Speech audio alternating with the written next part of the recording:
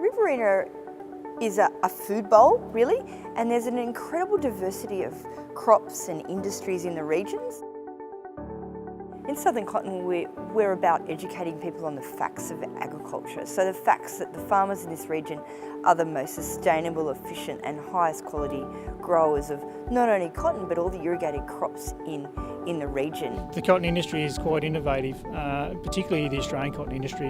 There's been a lot of research and development, and there still is a lot of research and development today going into how we can improve production systems, how we can improve water use efficiency through cotton. It is a bit of a misconception that how much water and rice crops use. So you look in the different area and the different crops that are grown. A lot of growers now are going to return per megalitre, and out of all the broadacre crops in this area, cotton is the best return per megalitre. Growers are getting about $250 per bale return per meg, whereas a rice crop can be 90 to 120 and a corn crop's about 150.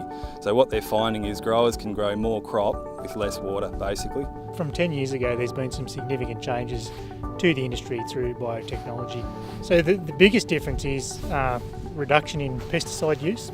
Cotton had a bad reputation previously for high insecticide use. That's been reduced by roughly 85% with the introduction of Volgard 2 technology. So in terms of the characteristics of the varieties we have two varieties that are suitable for southern New South Wales. They're full season varieties. In terms of this being a short season area where it only accumulates just enough heat units, the two varieties that we do have are full season, as I said, but we utilise those varieties to maximise the yield potential in this area. So in the last 3 to 4 years we've been out yielding some of the northern valleys, which has been a surprise. So getting really good. Most growers are averaging from that sort of 10 to 12.5, 13 bales to the hectare across their farm, which is quite profitable. The main considerations the farmers need to make is they need to get their crop in on time. There's a definite window from sort of the end of September through to the early October. Get that crop through to cutout, which is generally towards the end of January, in order to be able to get it matured and defoliate that crop so we can start picking late April to early May, and that gives us the best fibre quality and results. The soils and the layouts in this region, they do vary a lot compared to other traditional cotton growing regions. We have a big difference in soil from sort of a redder, sandier soil to some really heavy black soil that really holds the water. So what we find, we can use that to our advantage. The redder soil will get better early establishment, so we'll go and plant those first and then into the heavier soil types. The layouts, they're all mostly sort of either furrows or with pipes over the bank or bankless channels. So there's a mixture of what people are doing. They're getting similar results. So there's a lot of different combinations that are used down here, which seem to be working well.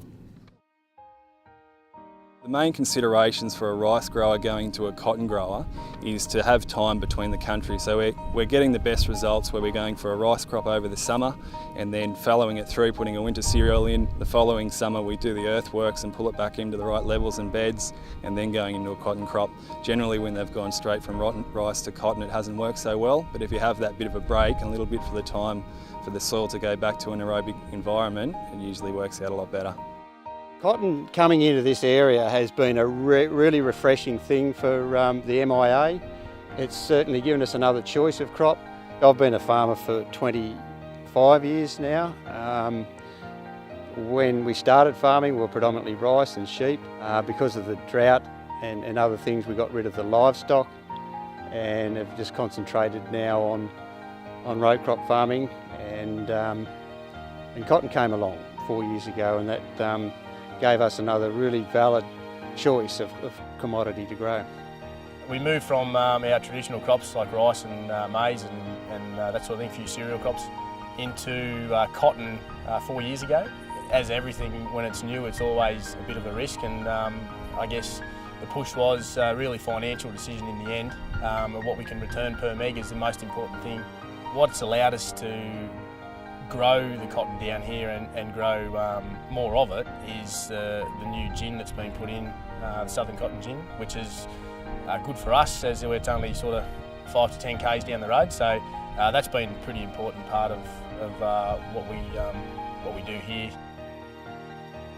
I think there's a lot of positives for the cotton industry down here for growers that are looking to get into cotton. There's a lot of support from the resellers, from the industry, from guys like Southern Cotton to get the cotton ginned.